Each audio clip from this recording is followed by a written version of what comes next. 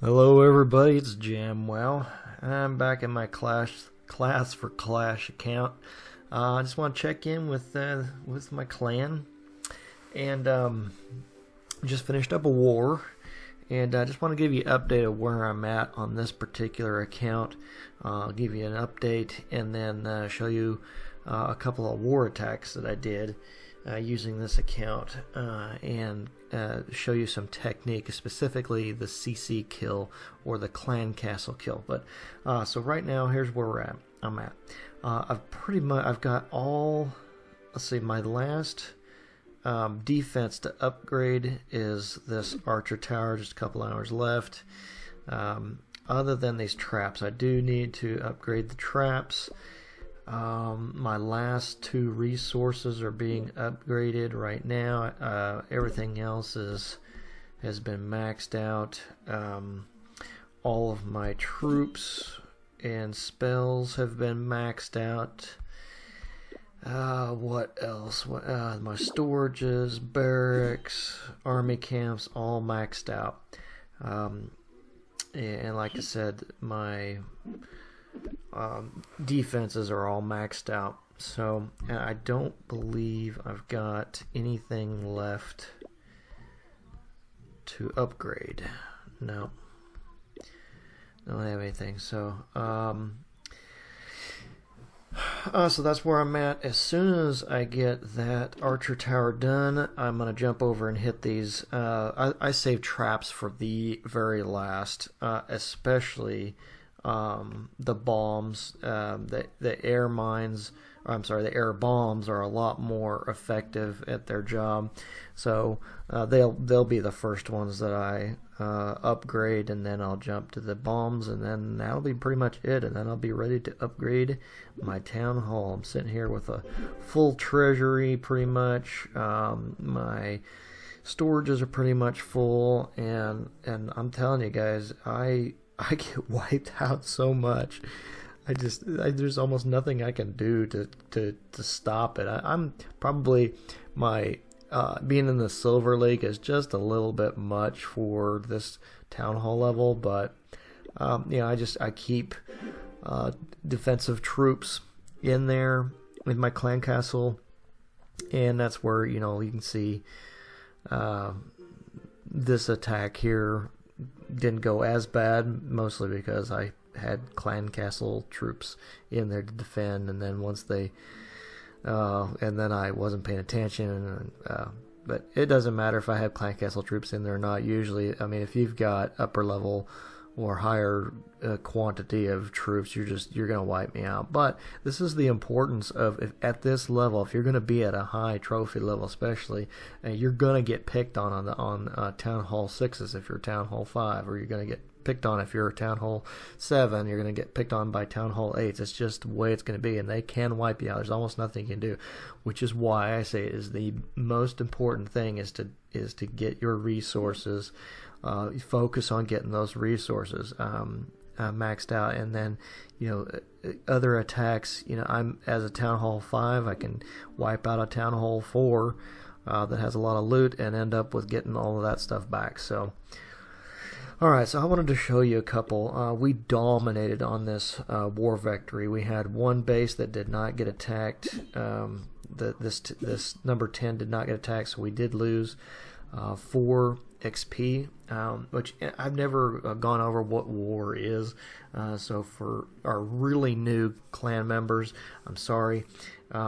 We've got 2 maps here, and I don't mean to make this a video about the wars, but we've got the enemy map is darker than our home map. You can switch back and forth and look at the both, but right now at the end of our war, we can, if you hit the star up in the right corner, you can look at kind of just some results of how well we did.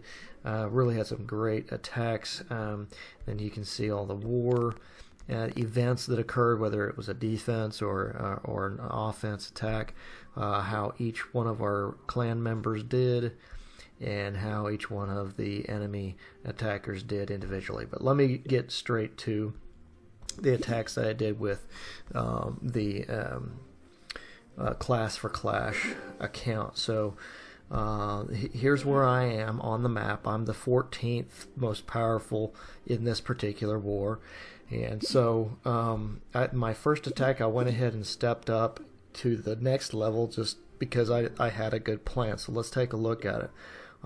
When I scout this base, and what I'm looking for is, first and foremost, is the clan castle lurable, which basically means, am I going to be able to pull out the troops that are in there? So if you'll see this area, the death zone, it's accessible. I have the ability to drop troops, anywhere in this area, even down in this area, and pull out the troops that are inside there. Now, if I zoom out, you can tell there are no buildings that are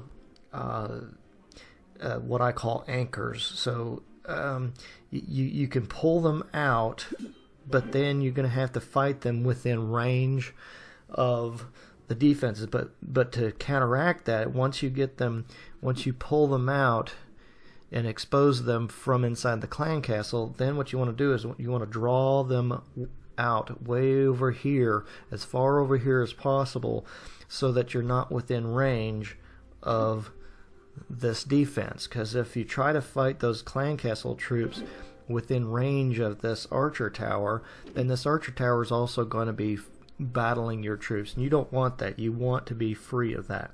But you can see all around he's got defenses positioned, so you can't really there's no way to anchor, meaning I can't drop a troop, because once the CC troops, the enemy CC troops have come out of the clan castle, then they will be lured to any troops that I have dropped on the map.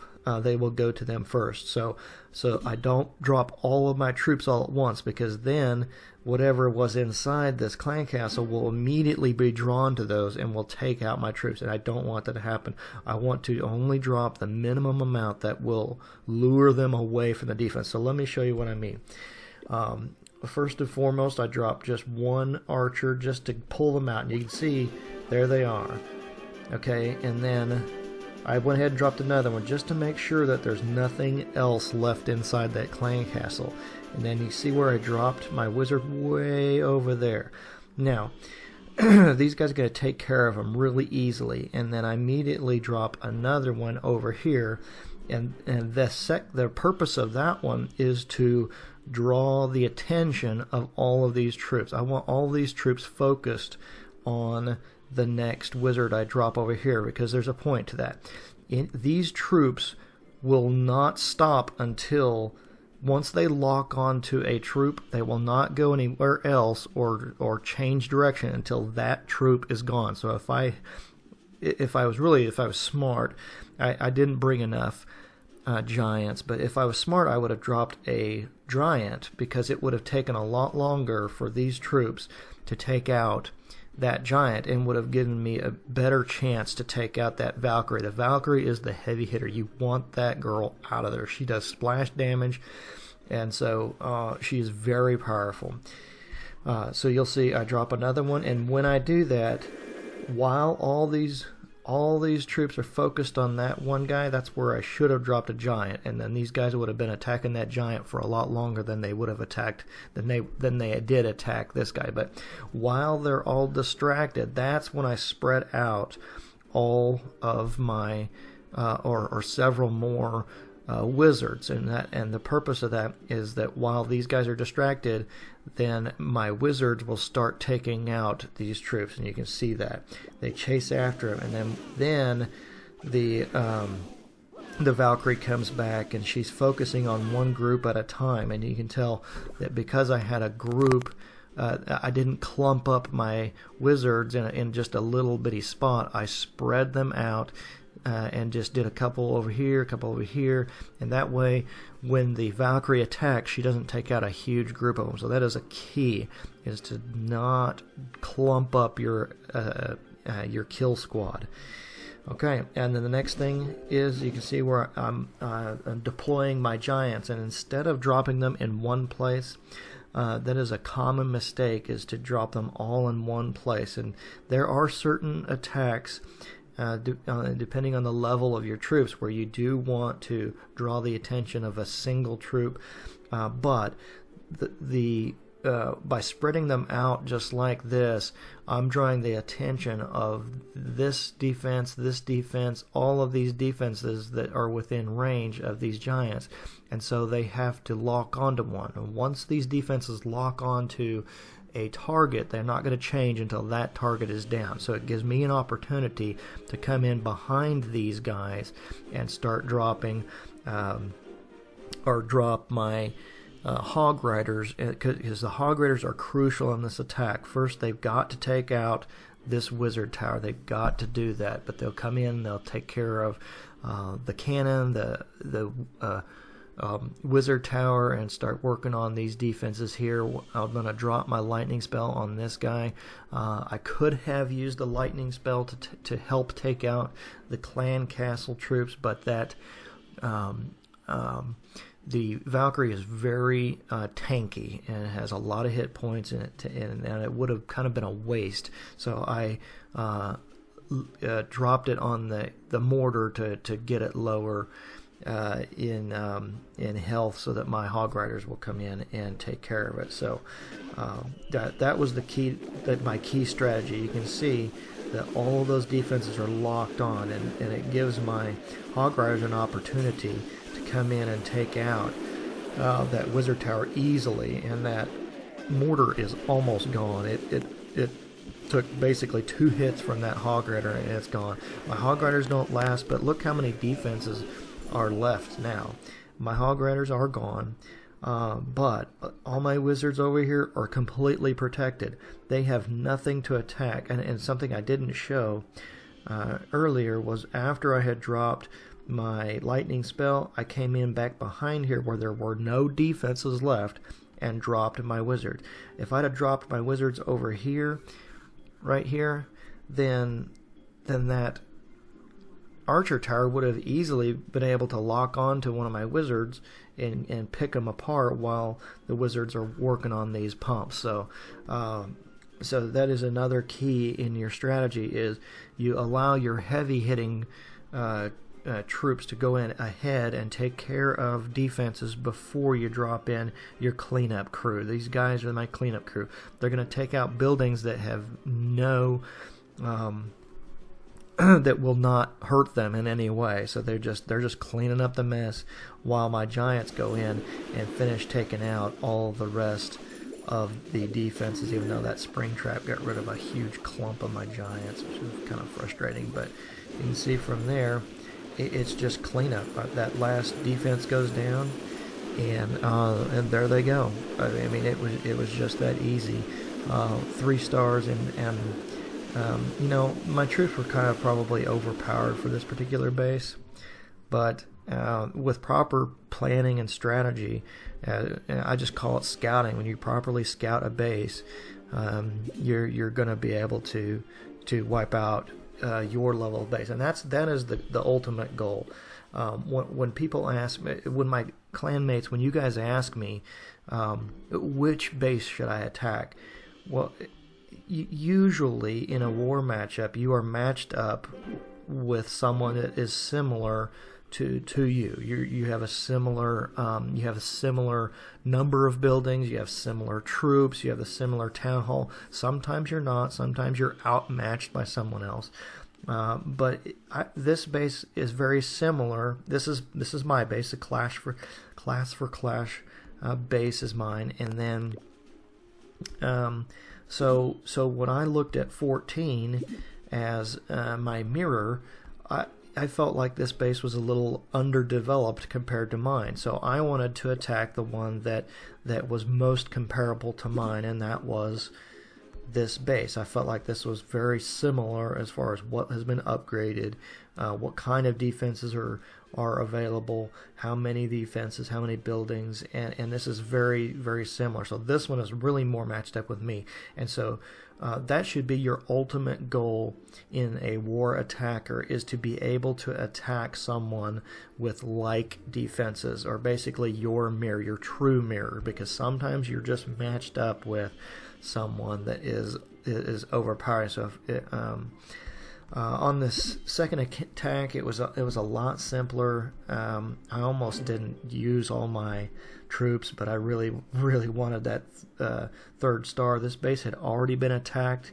by another clan member, so I knew what was in the clan castle. I also knew where bombs were, and it made it a little easier to scout. And that's one nice crucial thing, is replaying prior attacks to get an advantage in your attack, to see what's in the clan castle, what worked before, what did not work. The previous attack only got 2 stars. It was a great attack. It just fell just a little bit short. So what I did was very similar. Over here, I pulled out the clan castle troops by dropping 1 archer. I knew I had everything, so I dropped an archer. This is an anchor. This is what I call an anchor.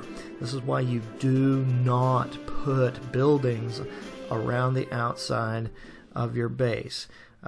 Those outside corners, those are called anchors, and they're perfect to pulling all of these troops out here, because once I dropped 1 troop, these guys are going to focus on that 1 troop until there's another troop out there. They may split up if I had more than 1. So if I'd have dropped another wizard or an archer over here, then these enemy troops may have gone and split.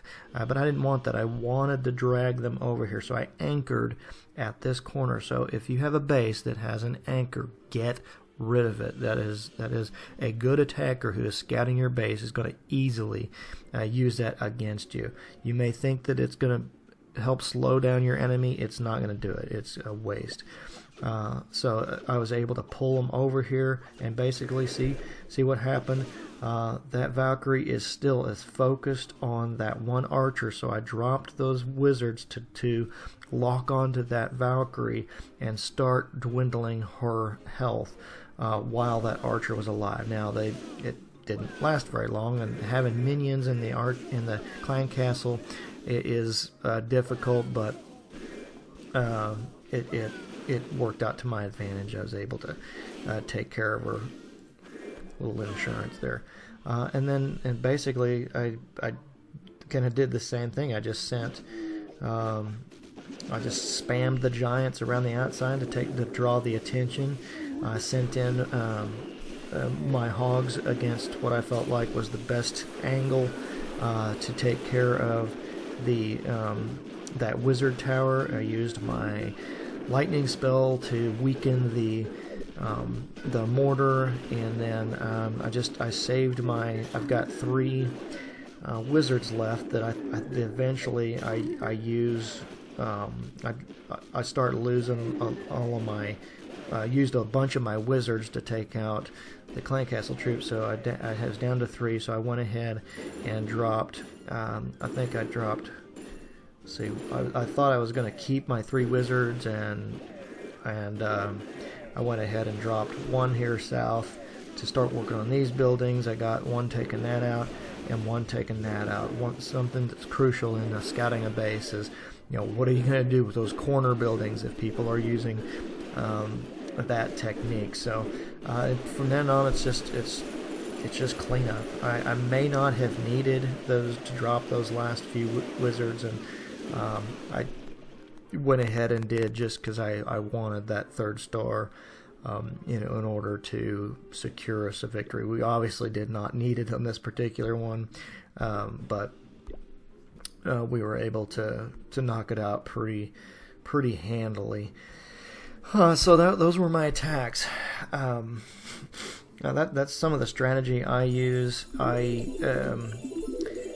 It depends. I don't use wizards a lot, but I've got so much elixir that I've just been using wizards like they're archers, because I've got so much elixir. I don't know what to do with it, so they are more powerful. I like using archers because I can use a bunch more of them and get a similar effect by having a clump of them. They're just susceptible to those wizard towers and those mortars, so and they work fine whenever I have to attack my mirror. So that's all I had. I just wanted to